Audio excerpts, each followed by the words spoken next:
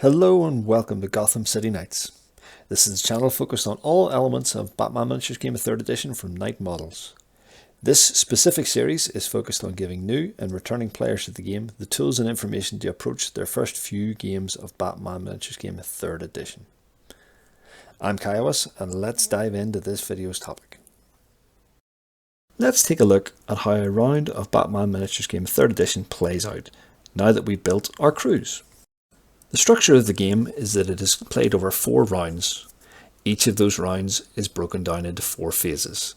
We'll take a look at each of them individually, but just for note, the 4 phases are the take the lead phase, the raise the plan phase, the execute the plan phase, and the recount phase.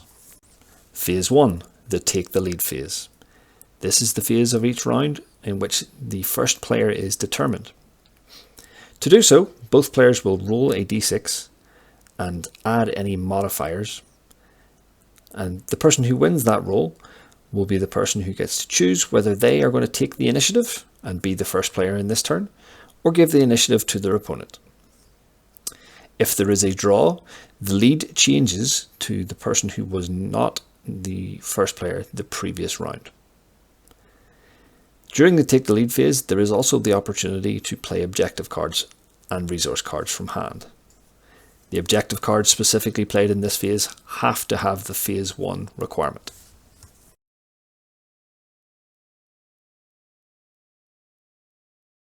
Phase 2, the raise the plan phase. This is the phase in which each player will plan out their turn ahead by assigning their audacity markers.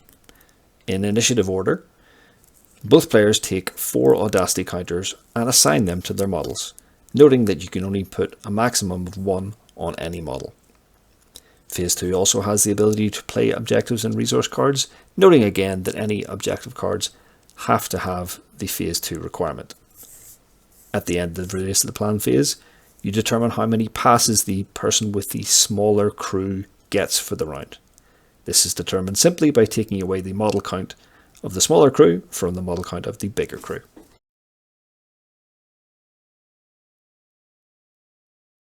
Phase 3, the execute the plan phase.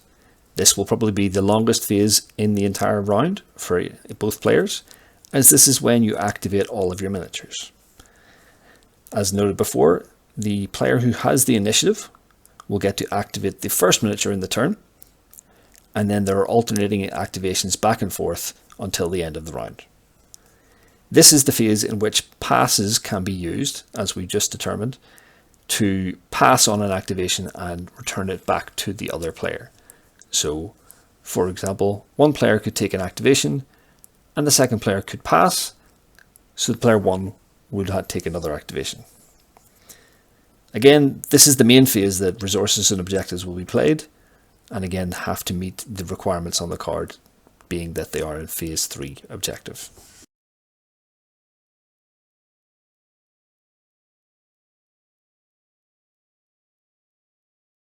Phase 4, the recount phase. This is basically the tidy up time part of the round. At the start of the recount phase, you'll go through a certain amount of steps, beginning with active traits, where miniatures might do something based on the traits they have. Then the resources that have been spent throughout the turn are returned to the bottom of the objective deck.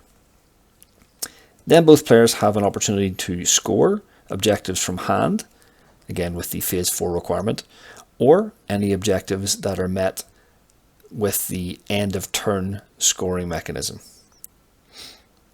You can also fulfill and complete plots based on the board status at this point. After objectives, plots and resources are sorted, we then move on. Each miniature that has at least 1 stun damage but isn't knocked out will recover 1 stun damage. Then you roll for status effects.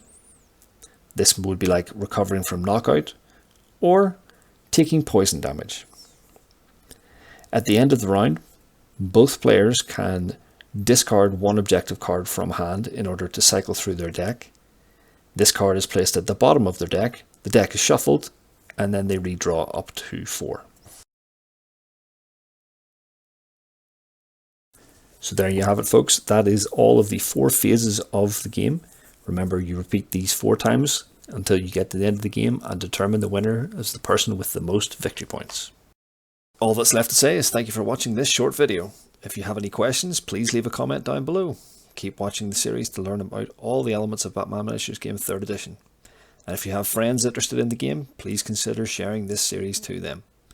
If you want to see us put all this into action, check out our Battle Report series, where we usually post a battle report between myself and my colleague Salandra once every 2 weeks.